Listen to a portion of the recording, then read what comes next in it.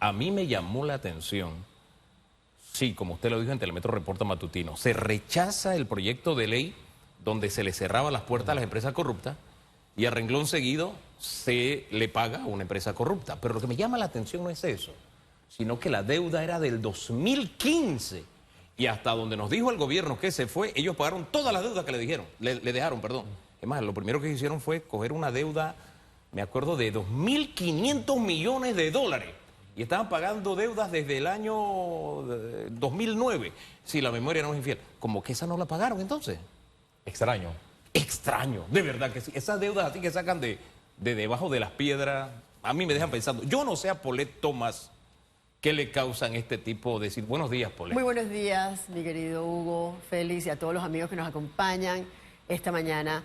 Eso es algo que nos llama poderosamente la atención y que sin ningún tipo de auditoría sobre esta deuda, sobre este adeudo, sobre esta obra que lleva años sin terminarse y aparte una deuda, un contrato inicial de 6 punto algo millones de dólares y ahorita ¿cuántos millones en cuánto se ha convertido? En el doble probablemente. Entonces yo creo que lo justo aquí sería que el nuevo director, el señor Rutilio, hiciera una inspección, una auditoría de qué es lo que ha pasado con esa obra, amén, mucho más allá de lo que dice. Lo que pasa es que ya el avance de la obra es de tanto, hay este adeudo y para poder finalizar la obra necesitamos pagar ya.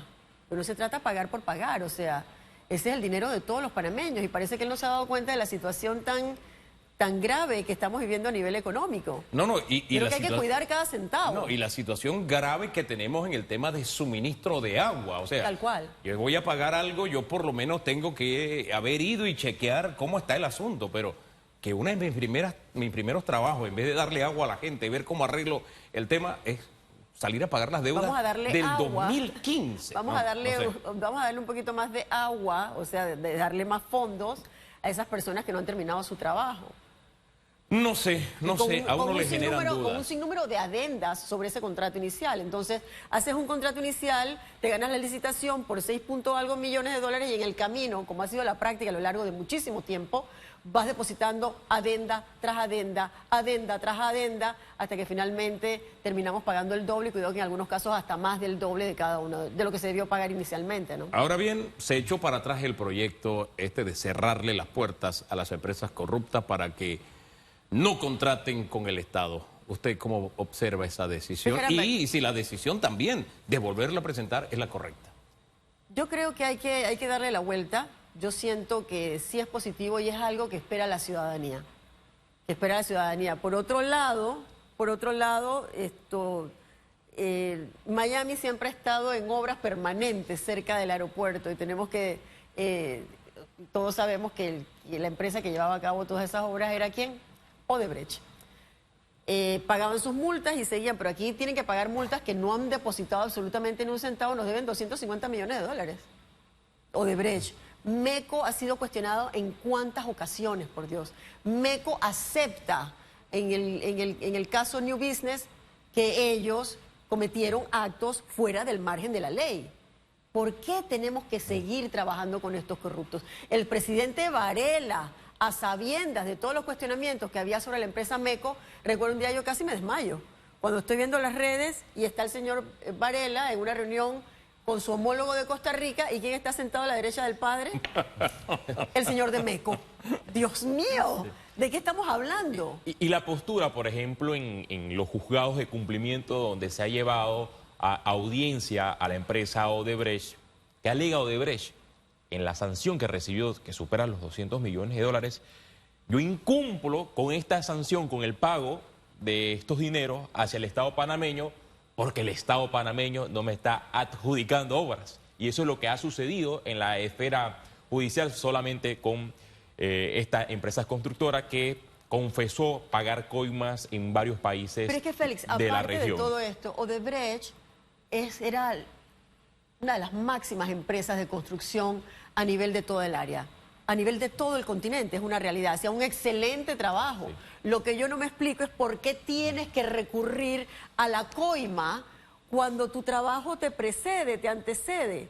Entonces, aquí están esta garulilla de dirigentes corruptos de los diferentes países. Ah, ok, perfecto, no, tú eres el mejor, pero tienes que pasar por caja o tienes que pasar por Go antes de empezar a hacer las cosas. Y solo en Panamá 4.000 millones de dólares. Claro. Ahora bien, este proyecto no fue enviado a una subcomisión como habitualmente hace la Asamblea Nacional. Cuando un proyecto de ley no reúne algunos requisitos constitucionales, se crea una subcomisión y distintas instituciones del Estado en varias sesiones mejoran el proyecto de ley para posteriormente enviarlo a un primer debate, segundo debate, tercer debate y la sanción. Pero a mí me llama la atención que el proyecto sí se extendía hacia los testaferros, hacia los empresarios, pero la Asamblea recibió voces en contra del proyecto de ley. La Procuraduría de la Administración advirtió que el proyecto era inconstitucional, también el Ministerio de Economía y Finanzas advirtió que el proyecto era inconstitucional y la misma Dirección General de Contrataciones Públicas, es decir, los planetas se alinearon para rechazar la iniciativa. Yo creo que es bien importante cada vez que presentemos un proyecto de ley, hay que tratar de cubrir todas las aristas o las más que puedas para que este tipo de situaciones no se den. Yo creo que la ciudadanía en general, uno de los grandes reclamos que tiene el panameño de a pie en estos momentos es tratar de sacar esa corrupción que está enquistada, tal vez casi en nuestra cadena de ADN, y tenemos que cambiarlo.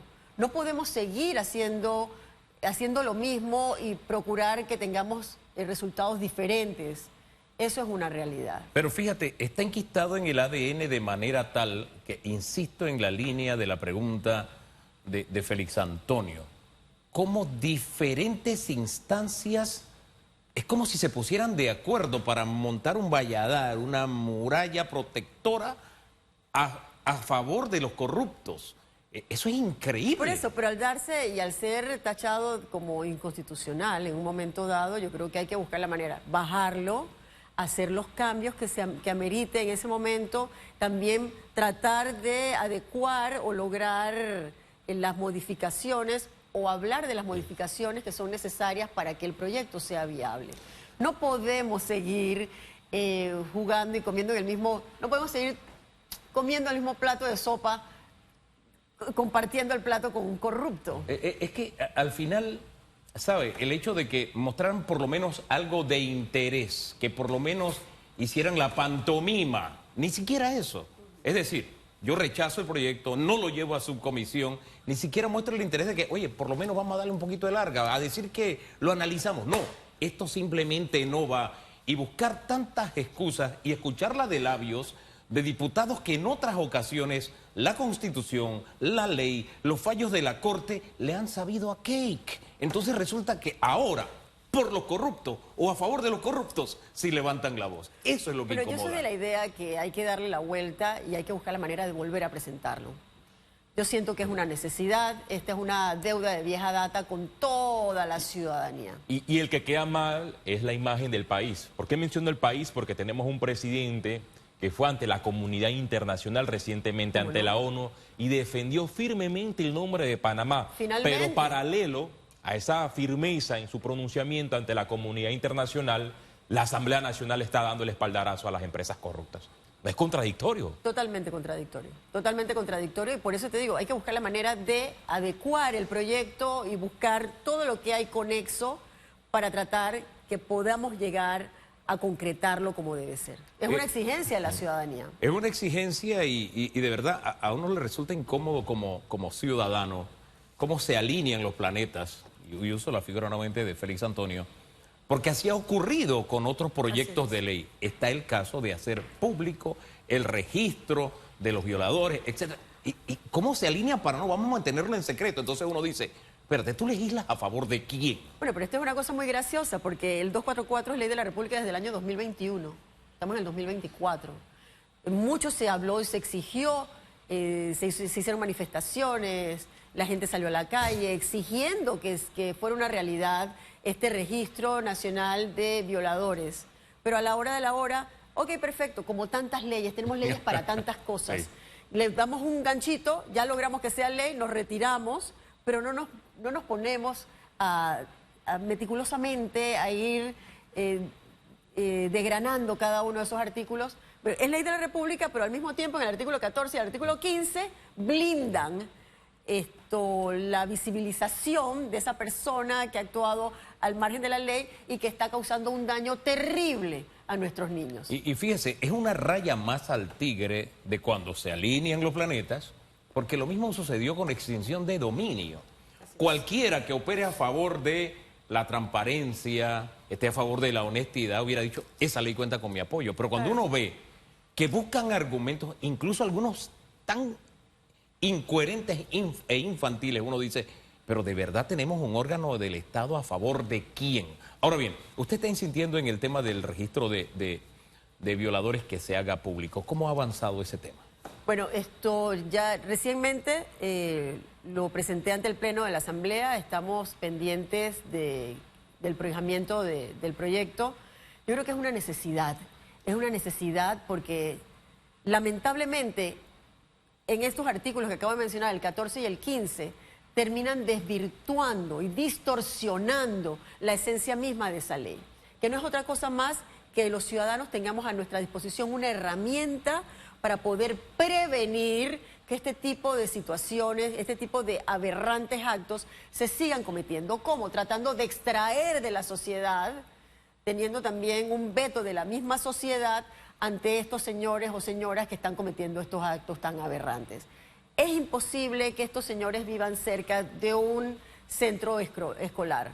Entonces, para eso tenemos que saber quiénes son, dónde viven y que todos tengamos la oportunidad de acceder a una aplicación, tal vez, que nos dé la oportunidad de tener esta información a nuestra disposición. En Estados Unidos colocan incluso banners con las fotografías de los ofensores sexuales cerca de los colegios. ¿Por qué no hacerlo aquí? Lo que yo he leído en los debates que se registran en redes sociales porque los ciudadanos y organizaciones están pidiendo la publicación de esta lista de los agresores sexuales. Sin embargo, abogados llama la atención que advierten que se le va a violar los derechos humanos de ese agresor sexual porque se revela la cédula, su dirección, su intimidad y van a acosar a esa persona. ¡Qué pena! Nos estamos preocupando una vez más por los derechos del victimario. Y yo me pregunto, ¿dónde quedan los derechos de la víctima? ¿Dónde quedan los derechos de la víctima de cuando va este victimario ante el sistema penal acusatorio, en vez de darle la pena máxima, le dan 8 años, lo que significa que en 2 años y medio ese señor o esa señora está fuera? ¿Y qué va a hacer cuando salga a la calle? Porque los pedófilos no se pueden resocializar. Y no lo digo yo, lo dicen los expertos en la materia. Entonces no tenemos el acompañamiento, ni tenemos la cantidad necesaria de psicólogos ni de psiquiatras para que hagan un acompañamiento en todo esto. ¿Qué va a pasar cuando a los 2 años y medio ese señor o esa señora salga a la calle? Va a repetir una vez más ese maldito comportamiento que lo llevó a estar tras las rejas. Y no puede ser. Ahora, no Con sé nuestro si... silencio nos convertimos en cómplices de todo eso. Ahora, el sistema es cómplice también cuando se llega a los acuerdos de pena. Yo no sé si... Los acuerdos de pena ¿Está usted incluyendo ese tema allí o...? En el proyecto de ley que ya fue prohijado de aumento de las penas, impide, al ser penas mandatorias, impide que se dé la figura de un acuerdo de pena. Un acuerdo de pena donde regularmente no son tomados en cuenta las víctimas, sino simple y sencillamente termina siendo un acuerdo entre el sistema penal y el victimario. Y eso no puede ser. Oiga, el fundamento de los acuerdos de pena es que de alguna forma la sociedad logra algún beneficio, ya sea porque usted contribuye con la justicia, pero cuando una persona comete un delito de este tipo, yo no encuentro por qué esquina usted le mete un acuerdo de pena o en qué medida la sociedad gana algo. El único que gana es el victimario. El único que gana es el victimario. Mira, cuando yo estaba buscando firmas, Hugo, Félix, yo me encontré en un área de la ciudad, me encontré un señor que tenía que estar preso por lavado de dinero. Entonces, inicialmente me llama una de las personas que me acompaña, oye, Pau, mira, el señor quiere firmarte. Pero cuando nos encontramos cara a cara, después que yo había dicho quién sabe qué tantas cosas en la radio del señor, me dice, no, es que no voy a firmar. Y que no, señor, al contrario, es que yo no quiero su firma. Porque yo me pregunto... Qué bien se siente estar en libertad cuando usted debía estar preso por lavado de dinero. ¡Pray! Me tiró la puerta. Pero es una firma que yo no quería. ¿Qué otros ejemplos de países que han adoptado medidas legislativas para evitar que se registren más delitos como estos podemos adoptar? Hay países que sí han elevado las penas contra los violadores y los agresores sexuales, pero además han puesto en marcha la castración química en Panamá. Creo que en legislaciones anteriores han reiterado la castración química, pero en sí no se ha plasmado en un proyecto de ley que haya sido sancionado. La castración química fue una propuesta de la que hoy actualmente es la subsecretaria. Exdiputada Fátima Grasal. Fátima Grasal. Pero a la hora de la hora conlleva una inversión constante de dinero, porque se trata de una inyección que tienes que estar continuamente con ese tratamiento para tratar de bajar la libido y todo lo demás. Y también hay una inversión adicional que hacer, y es que si usted no trabaja aquí y trabaja aquí, no está haciendo absolutamente Aquí nada. hay un problema, hay un asunto también que siento que es un poco más sencillo también. Tenemos que trabajar en educación, en tener una educación al respecto para nuestros niños y niñas, que aprendan y comprendan, que estén claritos, que nadie los puede tocar y que tienen que saber diferenciar entre una caricia de su mamá, de su papá, de su tío, de su tía, de su abuelita. Tienen que diferenciar esa caricia afectuosa del acercamiento que puede tener uno de estos depredadores, para que el niño sepa de manera inicial, ¿sabes qué? Esto no me gusta. Yo voy a contárselo a mi maestra, voy a contárselo a la consejera y se lo voy a contar a mi papá y a mi mamá, o voy a la dirección, en caso tal. ¿Qué ambiente hay en el Pleno para que en esta oportunidad pase por la puerta ancha este proyecto de ley? Bueno, yo afortunadamente tuve el apoyo de colegas de las distintas bancadas, de cada uno de los partidos que están representados ante la Asamblea Nacional de Diputados, y muchos de ellos me decían, por supuesto, pues no te la firmo, si la tengo que firmar 6 veces te la firmo.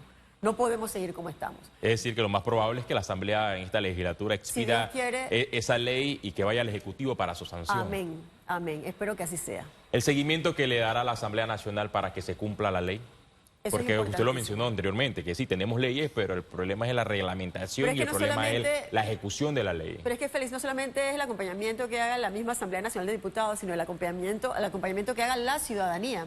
Yo creo que algo buenísimo que nos dejó la pandemia fue ese interés de todos por estar al tanto de la cosa pública, algo que no pasaba antes de la pandemia.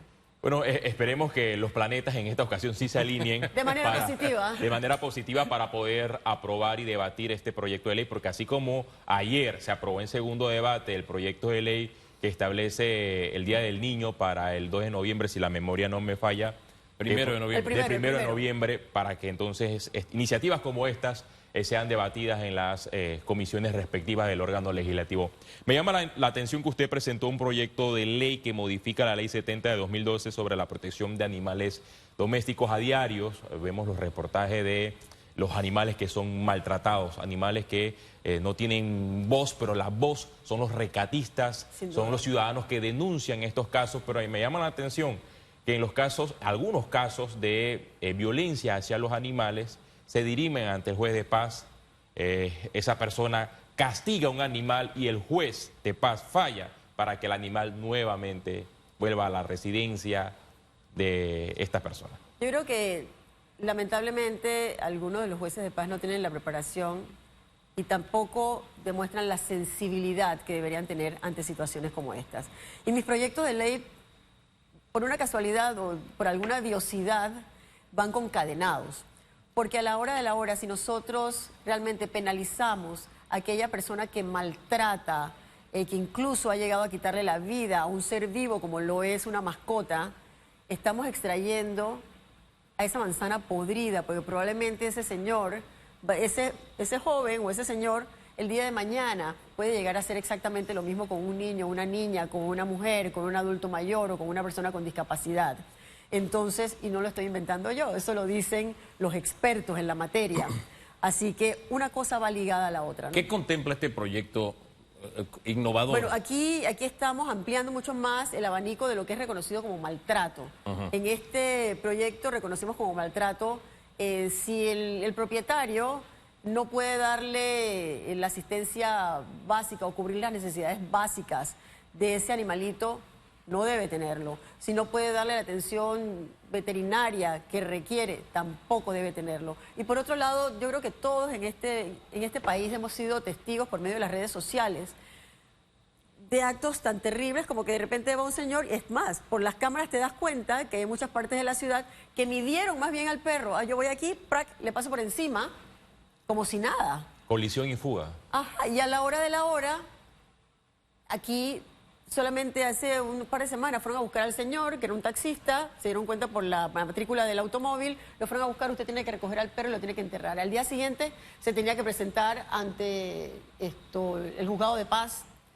Pero es que las penas que tenemos actualmente son de 2 años y medio. Yo estoy solicitando que las penas arranquen en 6 años. Si ya una pena llega a 5 años, es una pena que tú tienes que cumplir dentro de un centro de detención. No puedes hacer, no es conmutable a que pagues días, multa, ni mucho menos. Tienes que ir preso.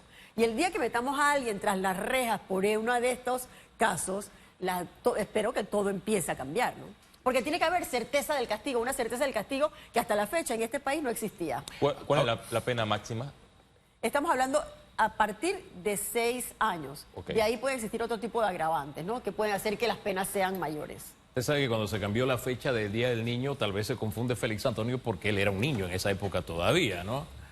Y tal vez él no recuerde esto, y no quiero tirar la cédula, pero aquí en Panamá, para que los animales tuvieran algún nivel de control, la alcaldía tenía tareas específicas y había un refugio de la alcaldía donde yo me creo que la gente iba a buscar perros, o si su perro era capturado por estar en las calles, sabía que estaba en la alcaldía y tenía que pagar una multa por tenerlo incluso sin medalla, sin una identificación, etcétera, etcétera.